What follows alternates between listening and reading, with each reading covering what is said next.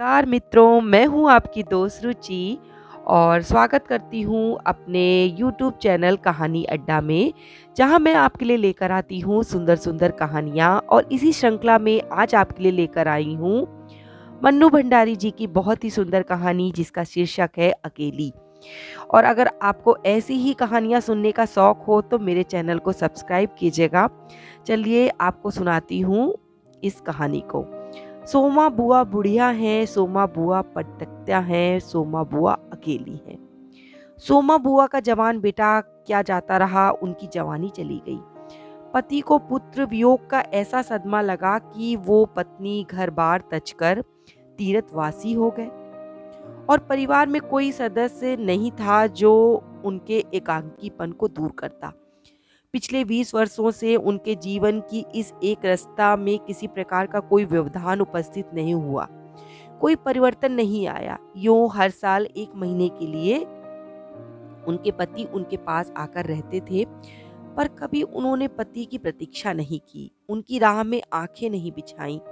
जब तक पति रहते उनका मन और भी मुरझाया हुआ रहता, क्योंकि पति के स्नेहहीन व्यवहार का अंकुश उनके रोजमर्रा के जीवन की अबाध गति को, बहती स्वच्छंद धारा को कुंठित कर देता था। उस समय उनका घूमना फिरना मिलना जुलना बंद हो जाता था और सन्यासी जी महाराज से ये नहीं होता कि 2 मीठे बोलकर सोमा बुआ को ऐसा संबल ही पकड़ा दे जिसका आसरा लेकर वे उनके वियोग के 11 महीने काट दे। इस स्थिति में बुआ को अपनी जिंदगी पास पड़ोस के भरोसे ही काटनी पड़ती थी। किसी के घर मुंडन हो, छठी हो, जनेऊ हो, शादी हो या गमी, बुआ पहुंच जाती और फिर छाती फाड़कर काम करती, मानो वे दूसरे के घर में नहीं अपने ही घर में काम कर रही हैं। आजकल सोमा बुआ के पति आए हुए हैं और अभी अभी कुछ कहा सुनी होकर खत्म हुई है। बुआ आंगन में बैठी धूप खा रही हैं, पास रखी कटोरी से तेल लेकर हाथों में मल रही हैं और बड़बड़ा रही हैं। इस 1 महीने में अन्य अवयवों से स्थिर हो जाने के कारण उनकी जीभ ही सबसे अधिक सजीव और सक्रिय होती है। तभी हाथ में एक फटी साड़ी और पापड़ लेकर ऊपर से राधा भाभी उतरी।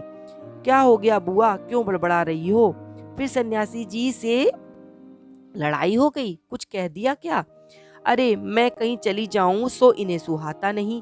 कल चौक वाले किशोरी लाल के बेटे का मुंडन था, सारी बिरादरी को न्योता दिया गया था। मैं तो जानती थी कि ये पैसे का गुरूर है कि मुंडन पर सारी बिरादरी को न्योता दिया जाए, पर काम उन नई नवेली बहुओं से संभलेगा नहीं, सो जल्दी ही चली गई थी। हुआ भी वही, और सरककर बुआ ने राधा के हाथ से पापड़ लेकर सुखाने शुरू कर दिए।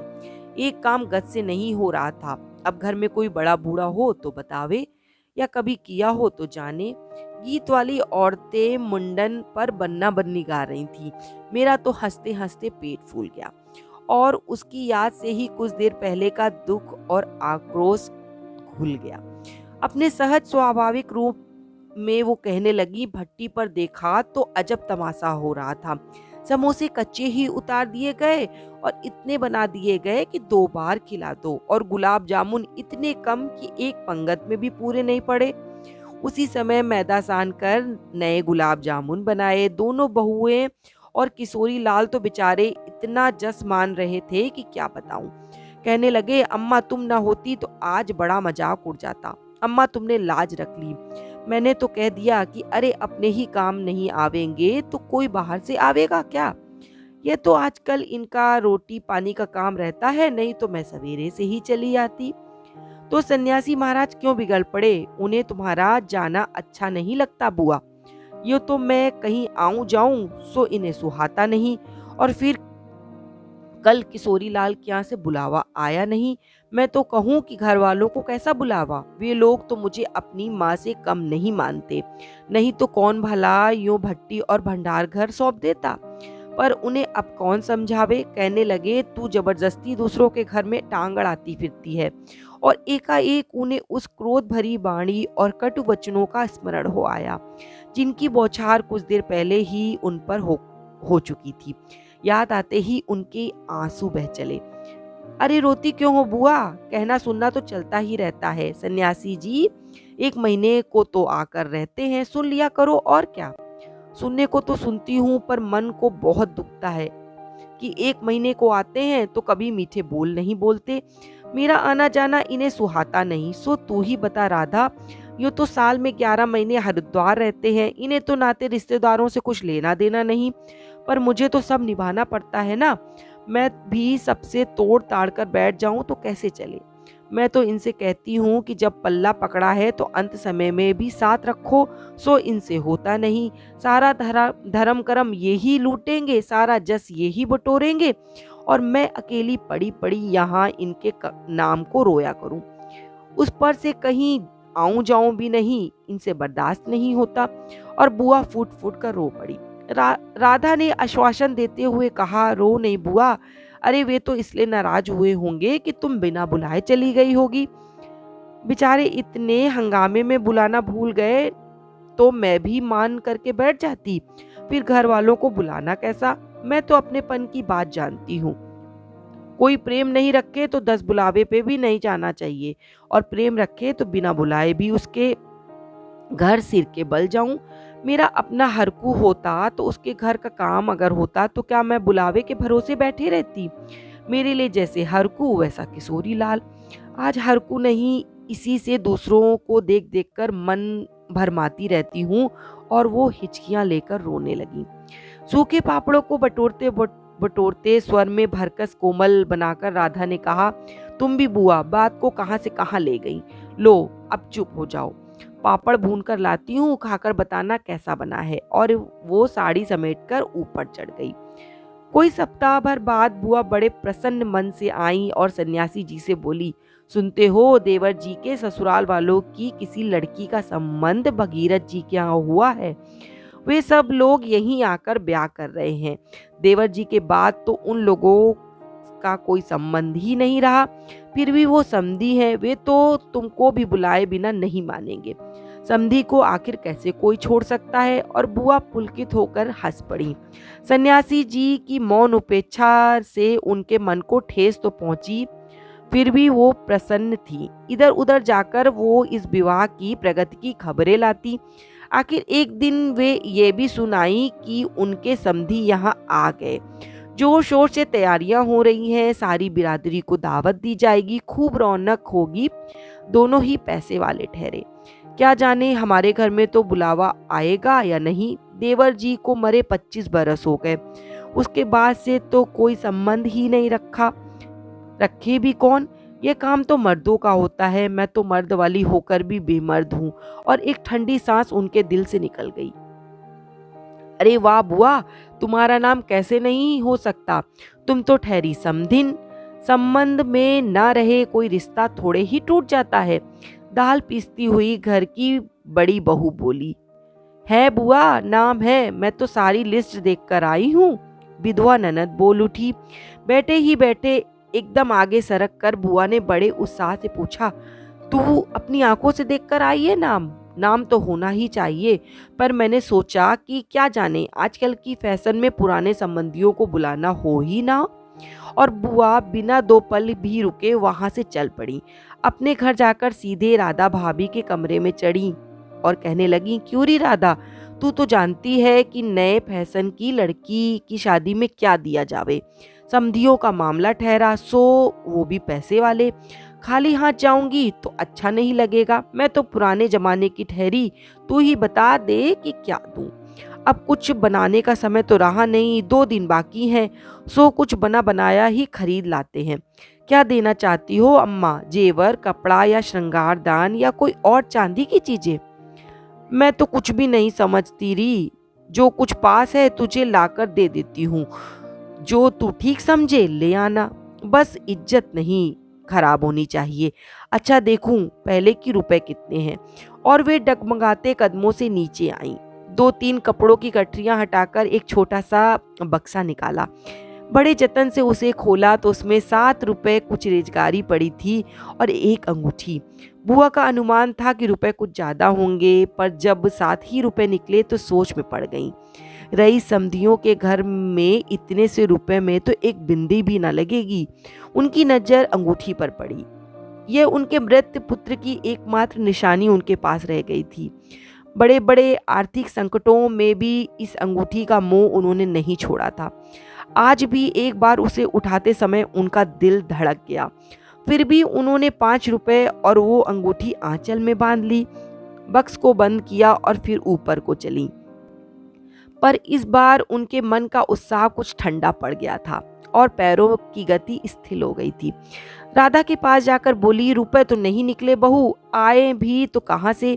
मेरे यहाँ कौन कमाने वाला बैठा है? उस कोठरी का किराया ना आता तो 2 वक्त की रोटी भी नहीं नसीब होती। जैसे तैसे तो वो दाल रोटी मुझे मिलती है। और वे रो पड़ी। राधा ने कहा, क्या करूं बुआ, आजकल मेरा भी हाथ तंग है, नहीं तो मैं ही दे देती।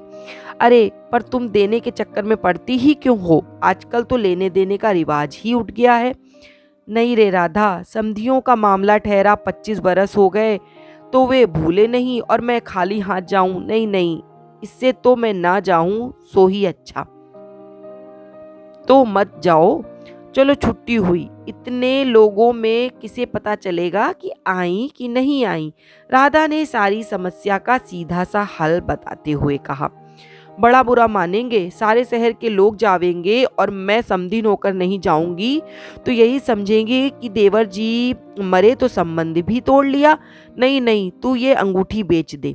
और उन्होंने आंचल की गांठ खोलकर एक पुराने जमाने की अंगूठी राधा के हाथ पर रख दी और फिर बड़ी मिन्नत के स्वर से बोली, तू तो बाजार जाती है राधा, इसे बेच देना और जो कुछ ठीक समझे खरीद लेना, बस शोभा रह जाए इतना ख्याल रखना।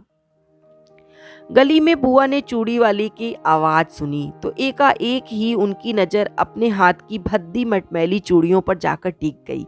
कल समधियों के यहाँ जाना है, जेवर नहीं तो कम से कम कांच की चूड़ी तो अच्छी पहन लूं। पर एक लाज ने उनके कदमों को रोक दिया। कोई देख लेगा तो? लेकिन दूसरे ही क्षण अपनी इस कमजोरी पर विजय पाती सी वे पीछे के दरवाजे पर पहुंच गईं और 1 रुपया खर्च करके लाल हरी चूड़ियों के बंद पहन लिए। पर सारे दिन हाथों को साड़ी के आंचल से ढके ढके फिरी। शाम को राधा भाभी ने बुआ को चांदी की एक सिंदूरदानी, एक साड़ी ब्लाउज का कपड़ा लाकर दे दिया। सब कुछ देख बुआ बड़ी प्रसन्न हुई और यह सोच सोच कर कि जब ये सब वो देंगी तो उनकी समधिन पुरानी बातों की दुहाई दे देकर उनकी मिलन सारिता की कितनी प्रशंसा करेंगी, उनका मन पुलकित होने लगा। अंगूठी बेचने का गम भी जाता रहा। पास वाले बनिए के यहाँ से एक आने का पीला रंग लाकर रात में उन्होंने साड़ी रंगी। शादी में सफेद साड़ी पहनकर जाना अच्छा नहीं लगेगा। रात में सोई तो मन कल की ओर दौड़ रहा था। दूसरे दिन 9 बजते बजते खाने का काम समाप्त कर डाला। अपनी रंगी हुई साड़ी देखी तो कुछ जची नहीं। फिर ऊपर राधा के पास पहुंची और कहने लगी, क्यों राधा, तू तो रंगी साड़ी ही पहनती है, उसमें तो बड़ी आब रहती है, चमक रहती है, इसमें तो चमक ही नहीं आई। क्यों, तुमने कलफ नहीं लगाया होगा अम्मा? थोड़ा सा माड़ दे देती हूँ, अच्छा रहता है। अभी दे दो, ठीक हो जाएगी। बुलावा कब का है? अरे नए फैशन की मत पूछो, ऐन मौके पर बुलावा आता है। 5 बजे का मुहूर्त है, दिन में कभी भी आ जावेगा। राधा भाभी मन ही मन मुस्कुरा उठी। बुआ ने साड़ी में मार लगाकर सुखा दिया। फिर एक नई थाली निकाली। अपनी जवानी के दिनों में बुना हुआ क्रोशिया का एक छोटा सा मेज पोस निकाला। थाली में साड़ी, सिंदूरदानी, एक नारियल और थोड़े से बतासे सजाए। फिर जाकर राधा को दिखाया। सन्यासी महाराज सवेरे से इस आयोजन को देख रहे थे और उन्होंने कल से लेकर आज तक कोई 25 बार चेतावनी दी थी कि यदि कोई बुलाने न आए तो चली मत जाना, नहीं तो ठीक नहीं होगा। हर बार बुआ ने बड़े विश्वास से कह दिया, मुझे क्या बावली समझ रखा है जो बिना बुलाए चली जाऊंगी? अरे वो पड़ोस वाली की नंदा अपनी आंखों से बुलावे की लिस्ट देखकर आई है और बुलाएंगे क्यों नहीं? शहर वालों को बुलाएंगे और समधियों को नहीं बुलाएंगे क्या? 3 बजे के करीब बुआ को अनमने भाव से छत पर इधर उधर घूमते हुए राधा भाभी ने आवाज लगाई, गई नहीं बुआ? एकाएक चौंकते हुए बुआ ने पूछा, कितने बज गए राधा? क्या कहा? 3? सर्दी में तो दिन का पता नहीं लगता। बजे 3 है और सारी धूप छत पर से ऐसे सिमट गई मानो शाम हो गई है। फिर एकाएक जैसे ख्याल आया कि यह तो भाभी के प्रश्न का उत्तर नहीं हुआ। जरा ठंडे स्वर में बोली, मुहूर्त तो 5 बजे का है, जाऊंगी तो 4 बजे तक जाऊंगी, अभी तो 3 ही बजे हैं। बड़ी सावधानी से उन्होंने स्वर में लापरवाही का पुट दिया। बुआ छत पर से गली में नजर फैलाए खड़ी थी। उनके पीछे ही रस्सी पर धोती फैली हुई थी जिसमें कलफ लगा था और अबरक छिड़का हुआ था। अबरक के बिखरे हुए कण रह रहकर धूप में चमक जाते थे। ठीक वैसे ही जैसे किसी को भी गली में घुसता देख बुआ का चेहरा चमक उठता था। 7 बजे के धुंधलके में राधा ने ऊपर से देखा तो छत की दीवार से सटी गली की ओर मुंह किए एक छाया मूर्ति दिखाई दी। उसका मन भर आया। बिना कुछ पूछे इतना ही कहा, बुआ सर्दी में खड़ी खड़ी यहाँ क्या कर रही हो? आज खाना नहीं बनेगा क्या? 7 तो बज गए। जैसे एकाएक नींद में से जागते हुए बुआ ने पूछा, क्या 7 बज गए? फिर जैसे अपने से ही बोलते हुए पूछा, पर 7 कैसे बज सकते हैं? मुहूर्त तो 5 बजे का था। और फिर एकाएक ही सारी स्थिति को समझते हुए स्वर को भरकर संयत बनाकर बोली, अरे खाने का क्या है, अभी बना लूंगी। 2 जनों का तो खाना है, क्या खाना और क्या पकाना।